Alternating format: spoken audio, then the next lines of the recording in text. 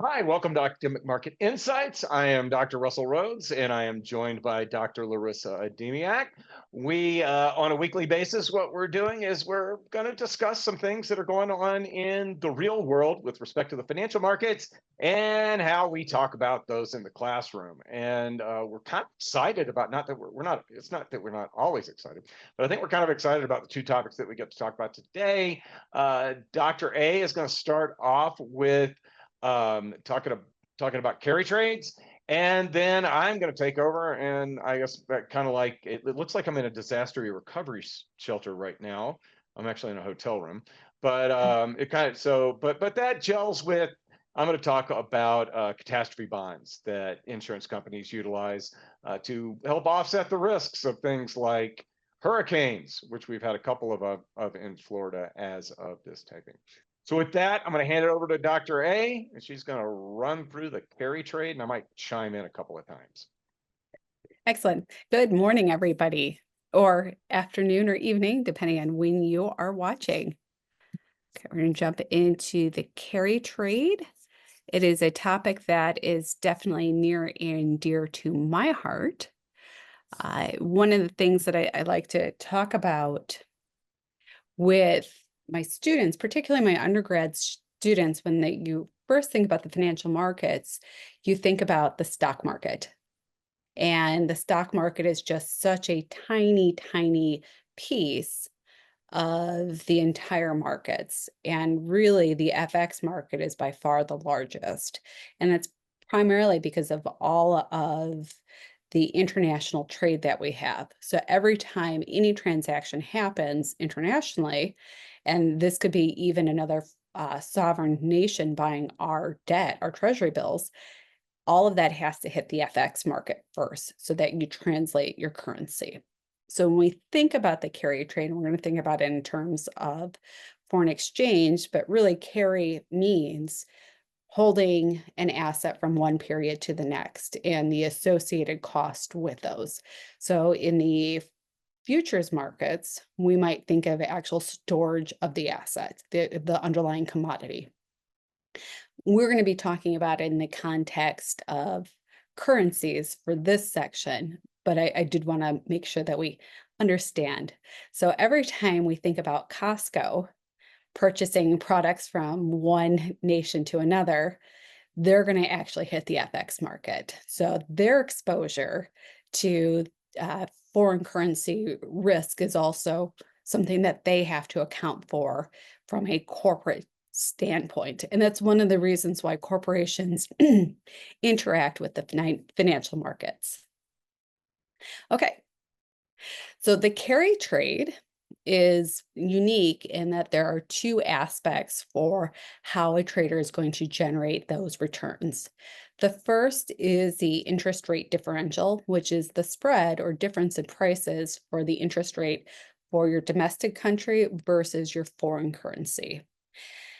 When we think about that spread, particularly if we're in the United States, traditionally speaking, that foreign currency is going to have a higher associated interest rate than compared to being here in the United States. Our risk or our rate for our interest rates are going to be typically lower, which means there'll be a wider spread, which is where that spread is where you're going to make the difference or your return. And part of the reason why there is that spread is because investing in foreign countries are going to be associated with higher rates of risk, and investors demand to be compensated properly for that risk. But again, as we were just discussing, every time you get into a trade or make an international transaction, you have to hit the FX market first.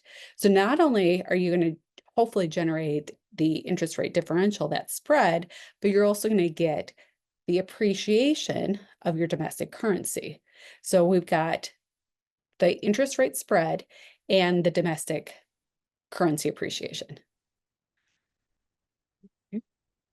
One of the difficulties that we have in the classroom with the carry trade, I know I'm throwing a curveball at you here, is that we always talk about the interest rate differential and the forward currency rates as being joined at the hip, and that theoretically you're not really supposed to, you should be able to hedge out all the risk associated with the interest rates and the currency if you put on the proper derivative trade. Whereas now we're talking about kind of doing the opposite.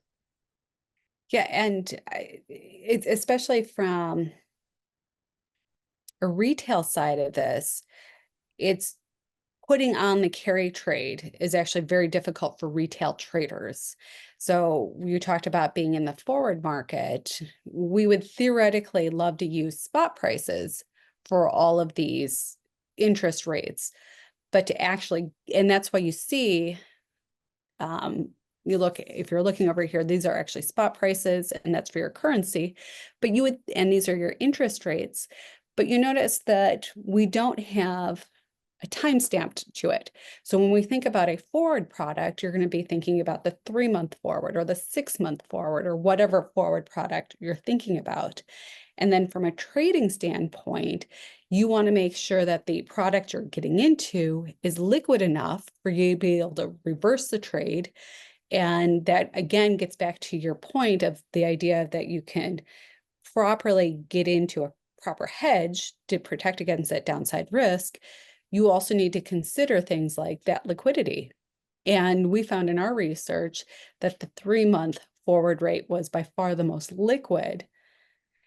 And that's the interest rate that we would use, and not necessarily the spot, which is what intuitively we think about. And for my undergraduate students, we wouldn't have any of this discussion. But for my graduate students, this would be something that we would discuss is how do you actually make these things happen? And we're going to discuss a little bit later in this slide deck. We're going to look at some ETFs and funds that Bloomberg has put together so that you could invest directly into a specific carry trade without having to manually do it yourself. So I've been blessed to be able to teach lots of economics classes. Woohoo! So we'll talk a little bit about the economics behind what we're doing. And our Lucas model is a model for the exchange rate. So Q in this case is the exchange rate between one currency and another. And if you remember from microeconomics, we have this idea that the marginal utility per dollar must be equal to the marginal utility per dollar of another good. So you've got, I like to tease Nicholas, I say apples and bananas. Which do you like better? He likes apples better than, strawberries better than bananas. And so he would put a higher marginal utility per dollar.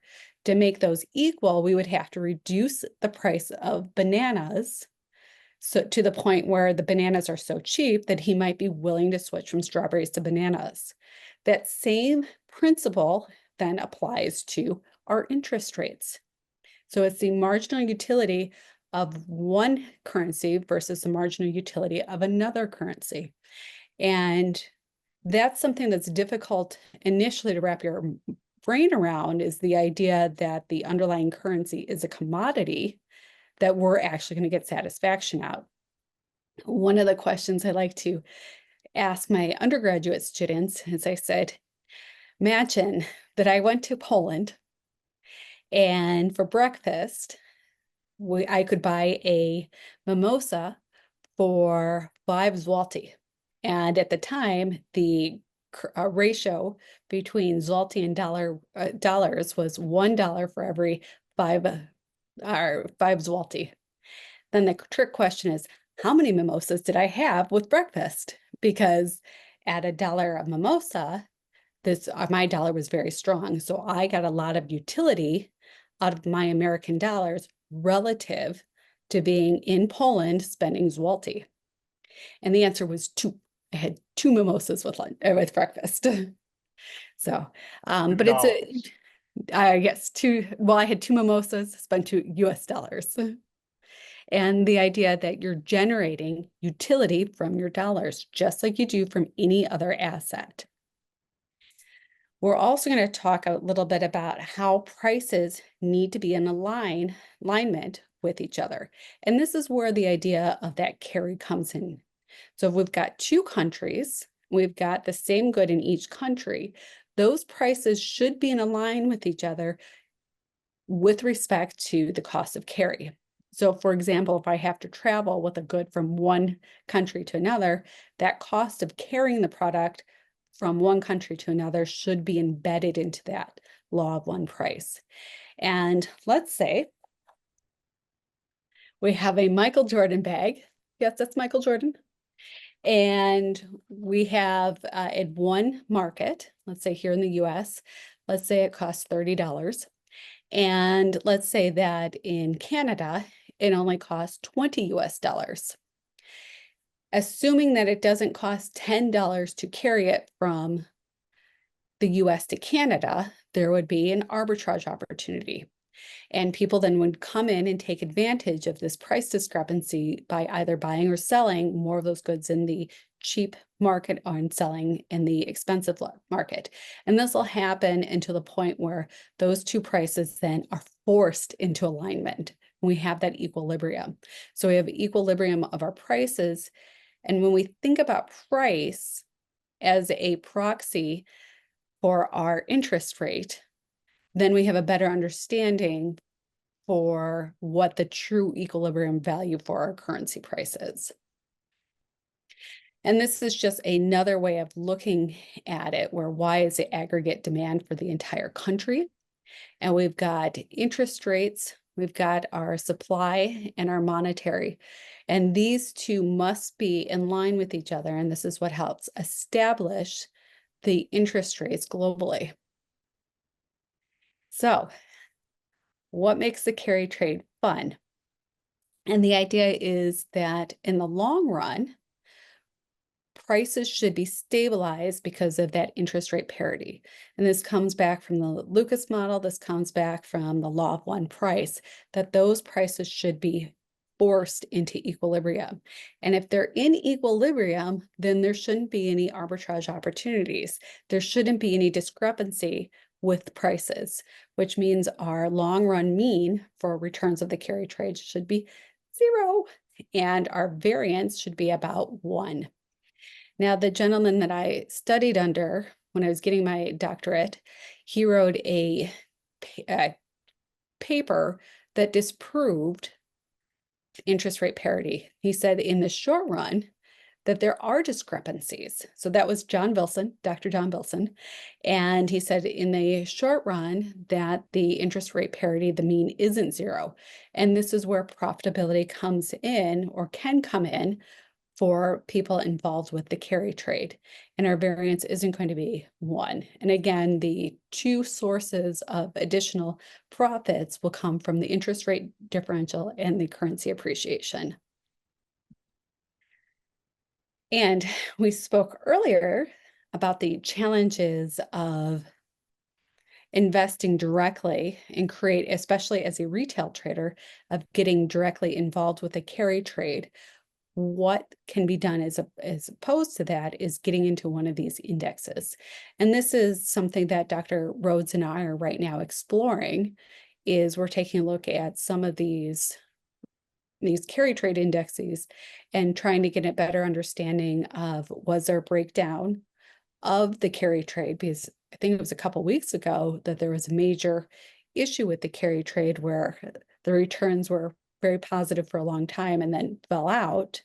And one of the things that's popular in academic literature is using the carry trade as a proxy for volatility, which is Dr. Rhoads' specialty. So it's just this idea of really better understanding volatility, and volatility specifically in the currency markets, which then impact the entire global financial markets. So we took a look at our descriptive statistics for each of our indices. We're not surprised that in the long run, and we define the long run, I think, is starting in 2009 through 2024. So that's what, 15 years worth of data. That would be a very long run. In academia, we would consider short run less than 1 year. Practitioners go even further. 1 year might be a very long holding period for some traders. So it's going to differ how we describe long run versus short run, except for we all can agree that 14 years or 15 years worth of data is definitely long run. So we're not that surprised. What's interesting is some of these have a very high kurtosis. So again, if we think about our kurtosis, that means we're going to have a normal curve that's going to be very peaked around the center, and that's going to generate those fatter tails, which means there's a higher probability of something happening. So there's a higher probability that the trade will fall apart. Sorry, this will be on this side, fall apart. We're not usually ever worried about the high probability of good things happening to us. We're more worried about the bad things happening to us. So there's a higher probability that something like that could happen in some of these trades. And then we just took a look at our cumulative returns. And you can see that the S&P 500 during this 14-year time period had a much higher cumulative returns than any of our carry trade strategies. So our carry trade strategies should generate low, consistent returns, especially given the economic environment that we've had in the last 15 years. Things have been very quiet. We haven't had problems with inflation, excluding obviously since the pandemic, but for quite some time before, we didn't have problems with inflation. We didn't really have global financial crises, excluding 2008, and this data doesn't capture that. So we've had a nice, steady, very low volatile time, and that's clearly seen in this data. And now, Dr. Rhoads, it is off to you. Yeah. And I'll stop screen sharing. The always awkward handoff. And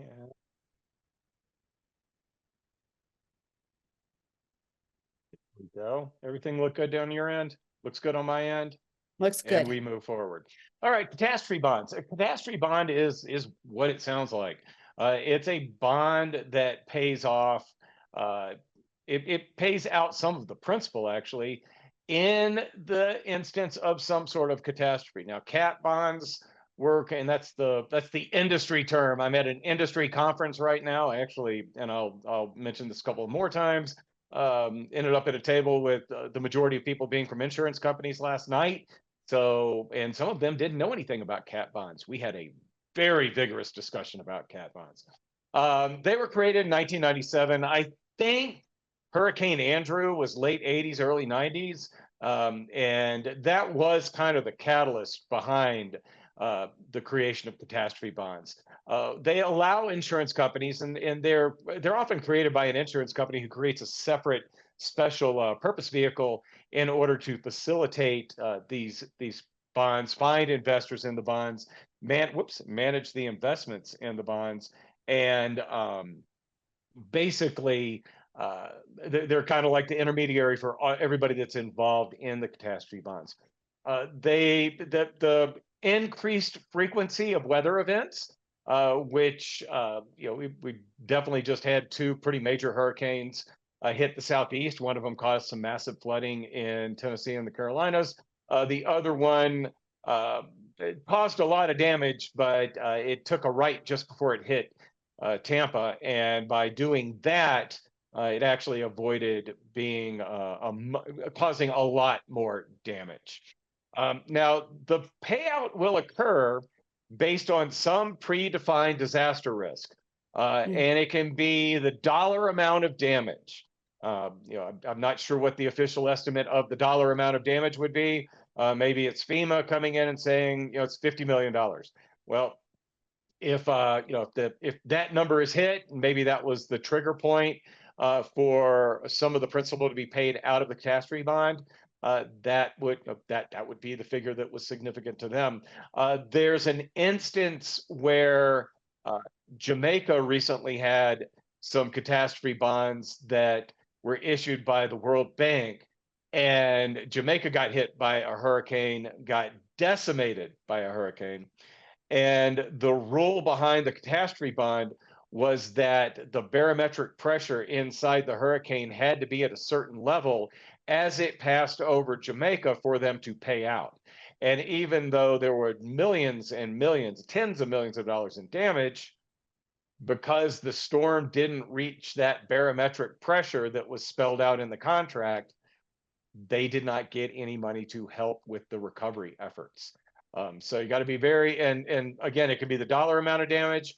If you're selling catastrophe bonds in Southern California, it might be, a 6 or above earthquake, and what was the damage caused within 25 miles of that earthquake. So it's very specific. And one of the things as I started to dig into catastrophe bonds was they do have this option-like feature to them, and I'm at an options conference, and immediately after learning a bit more about catastrophe bonds, talked to some of the people that develop new ways to hedge risks, because there's a catastrophe bond index out there, and I'm like, we should have options and futures on that index, because there's a lot of volatility as the storms approach.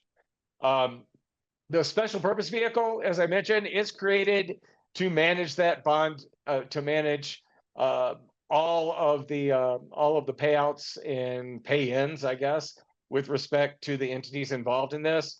An insurance company they're agreeing to pay premiums to the special purpose vehicle in return for coverage against some sort of risk. And again, it's some sort of one-time major catastrophic risk. This is not payouts every time an insurance company has a claim on an auto collision, or some sort of, or flooding in your home that was not part of a major catastrophe.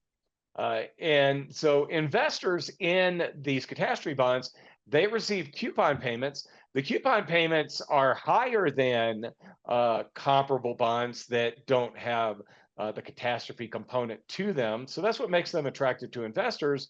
But when a catastrophe hits that matches up with the stipulations in the bonds, the catastrophe, the sum of the principal is taken out of the bonds.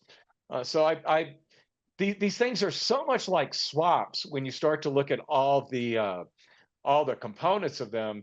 I actually used slides that I would normally use teaching swaps in a derivatives class to show how the cash flows work with the catastrophe bonds. So the first thing is, we create these bonds, we sell them to investors. And that money goes into what I'm calling a collateral account here. If the special purpose vehicle is managing their risk properly, they are most likely putting that money into AAA corporate bonds or US Treasury bonds, but something that they don't have any default risk with. They don't want any default risk with respect to this collateral account, because the money in that collateral account needs to be available to pay out in the event of a triggering something that triggers a payout. The special purpose vehicle is able to pay higher interest because they are receiving premiums from the insurance company. So let's just say you invest in it's a 10 years is kind of long for catastrophe bonds. They seem to be 3 to 5 years from what I've seen. So let's just say that you invest in a 5-year catastrophe bond, and the special purpose vehicle puts that money into a 5-year treasury note that's yielding 4%.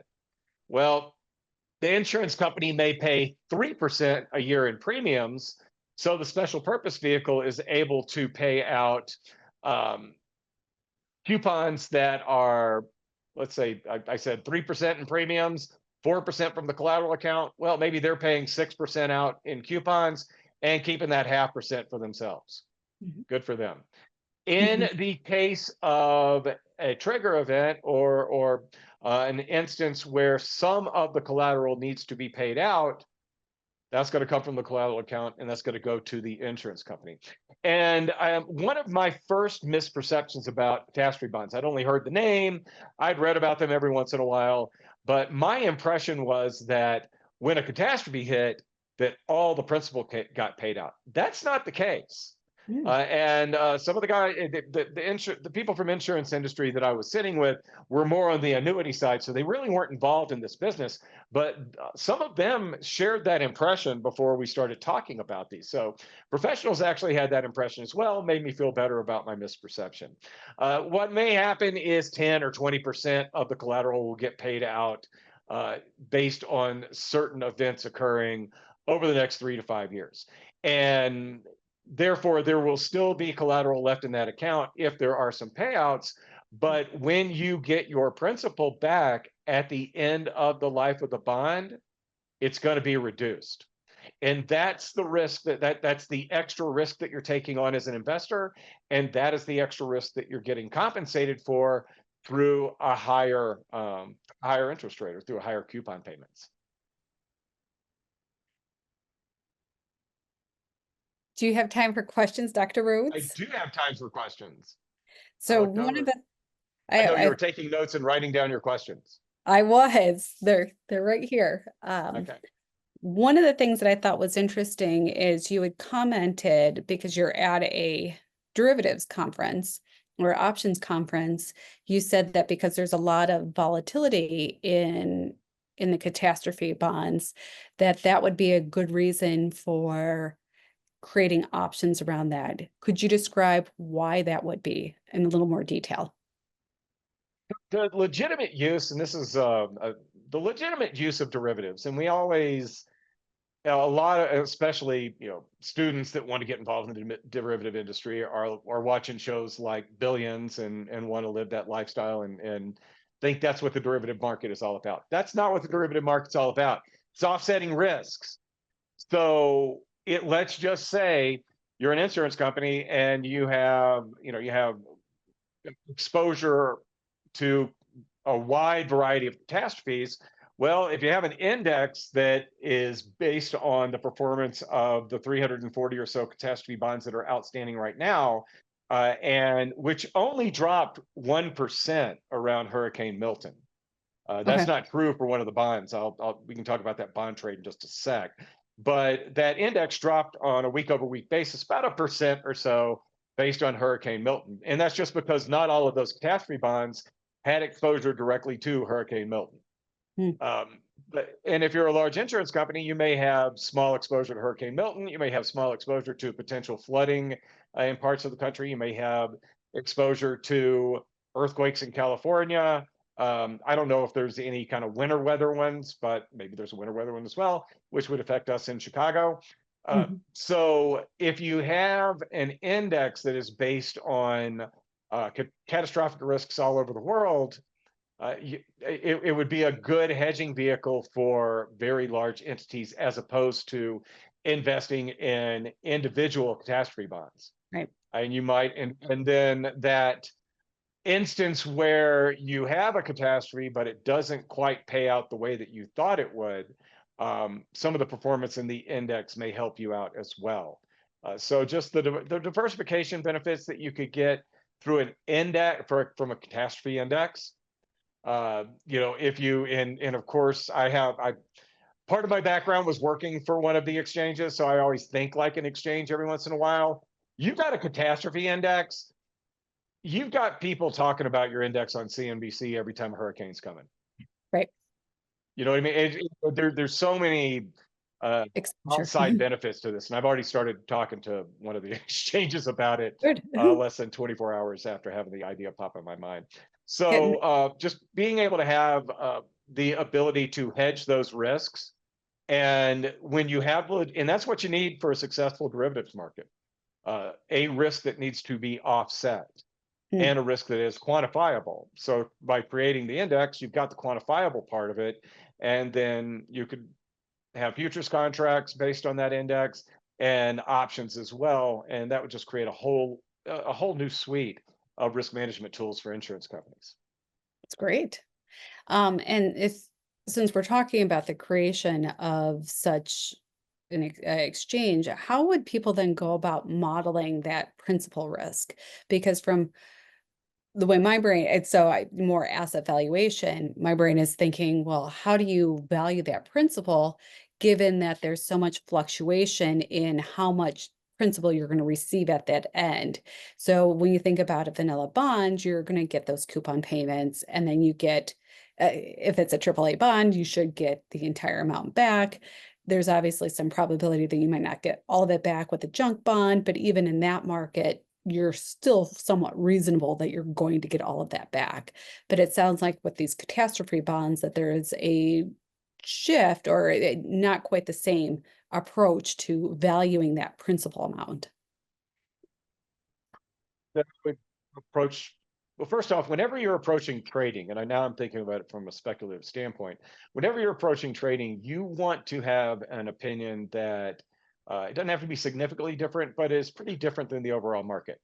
Mhm. So let's say it's the beginning of hurricane season, and old Jim Cantori on the Weather Channel, he's talking about what what the National Weather Service is predicting for hurricane activity in this spring.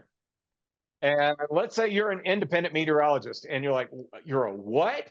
You're not on TV and you're not working for the National Weather Service. Well, my youngest daughter wants to get into the science of meteorology. She'd be cute as a weather person, but she wants to get into the science of it. And one of the best universities to study this at is Oklahoma. We visited Oklahoma, and one of the people that led us around, and the person that would be her advisor's previous job, was working for Goldman Sachs on the trading desk, uh, helping trade listed weather derivatives, but also working on the valuation of catastrophe bonds. And what she was doing is she was using her own proprietary weather models to see if there's a differentiation between what the National Weather Service is saying, but also there are futures markets out there based on weather. There are also there's exchanges like Kalshi, and I've done a little work for Kalshi, where you can, for lack of a better way to say it, place a bet or buy a binary option that pays off $1 based on the number of tornadoes that hit the Midwest in the US over a certain time period, the number of Category 5 hurricanes that hit land in the US this year. Is it going to be 2 or is it going to be 3? So you can take those numbers into account, see what the market might be thinking.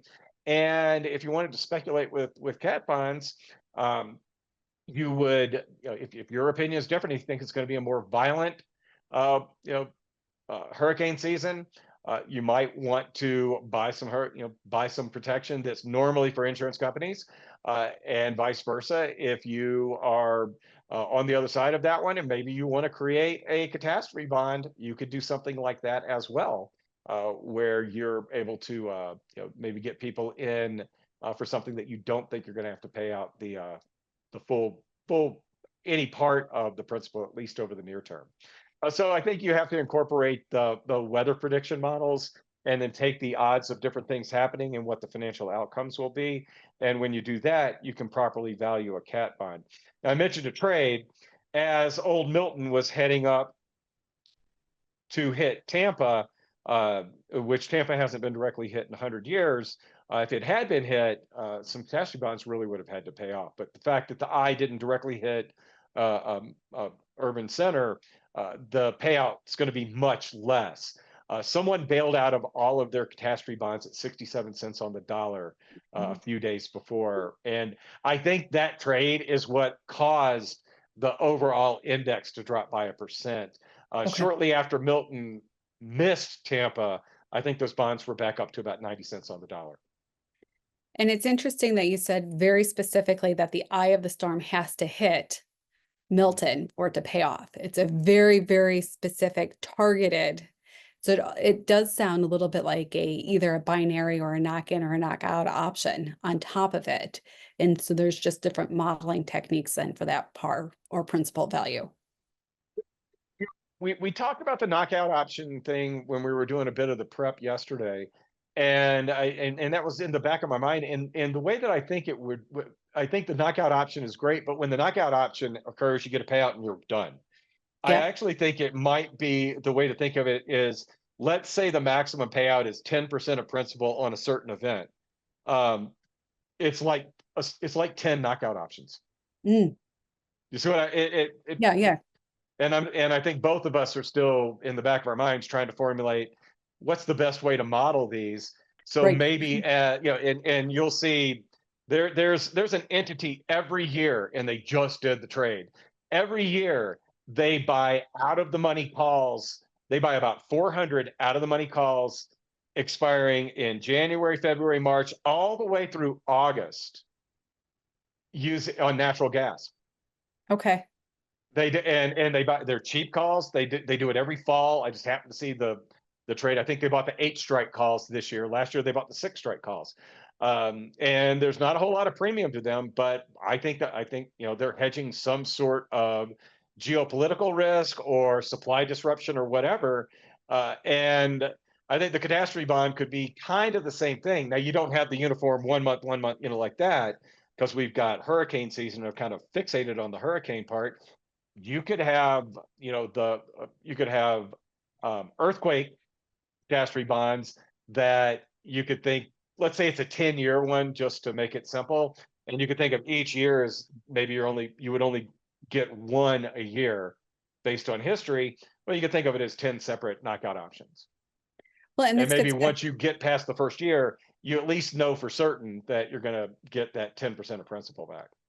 right, and this gets back to the idea of having those options or those futures or forwards on this so that people can actually participate in this market a little more easily as opposed to buying directly the bonds.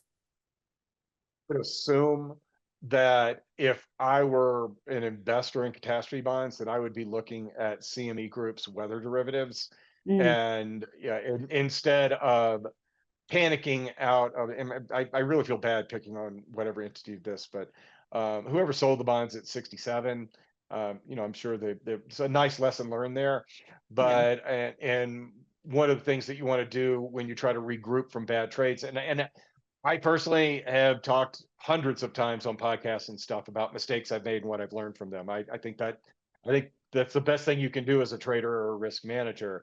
But maybe look around. Is there something we could have done different? Is there some sort of market that would have rallied up a whole lot if Tampa had gotten hit immediately? I mean, even to the point of what company? Raymond James is headquartered in Tampa. Let's short us some Raymond James stock. I know it sounds terrible, but let's do that instead of bailing out at the worst possible moment on the bonds. I'm laughing because it sounds like you're writing the next series Yeah. or season for industry. I really, that's they Yeah. did do cat bonds in industry, didn't they? I don't know if they did, but that I do like how they shorted PurePoint and the idea of Well, not Pure only Point was it? You could have sold catastrophe bonds on Pure Point. point, yeah, I hope we did not ruin the show for anyone. So there. because there were no catastrophe bonds, so there was nothing that No, happened. no, nothing like that. Sorry. All right, we have gone on. We gotta tighten this up sometime. All right. Well, with that, I'm gonna get to my conference. Talk more about cat bonds downstairs. You're gonna go corrupt some minds in I-Corps there at the Kelly School, and I'll let you take us out. I I say like if putting you you would, I like putting you on the spot like that.